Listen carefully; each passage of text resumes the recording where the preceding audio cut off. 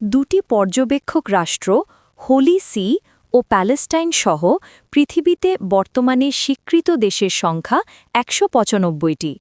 মোট জনসংখ্যা আনুমানিক ৮ বিলিয়ন বা ৮০০ কোটির বেশি।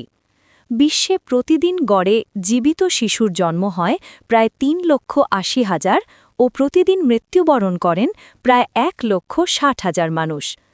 বিশ্ব স্বাস্থ্য সংস্থা WHO এর তথ্য অনুযায়ী বিশ্বে মানুষের মৃত্যুর সবচেয়ে বড় কারণ হৃদরোগ, করোনারি আর্টারি ডিজিজ, অন্যান্য ঝুঁকিপূর্ণ কারণ স্ট্রোক, বিভিন্ন ধরনের ক্যান্সার, শ্বাসযন্ত্রজনিত দীর্ঘস্থায়ী রোগ, সংক্রামক রোগ।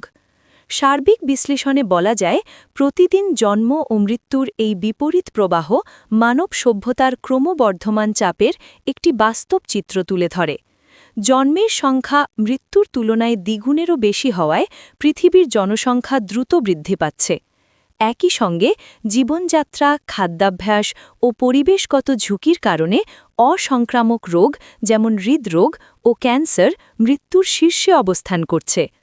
বিশেষজ্ঞরা বলছেন, এ পরিস্থিতিতে জনস্বাস্থ্য ব্যবস্থাকে আরও শক্তিশালী করা, প্রতিরোধমূলক স্বাস্থ্যসেবা বৃদ্ধি এবং স্বাস্থ্য সচেতনতার প্রসার এখন সময়ের অপরিহার্য দাবি। আর দুর্নীতিমুক্ত সরকার ছাড়া বাস্তব চিত্র খারাপের দিকে যাবে, এটাই স্বাভাবিক।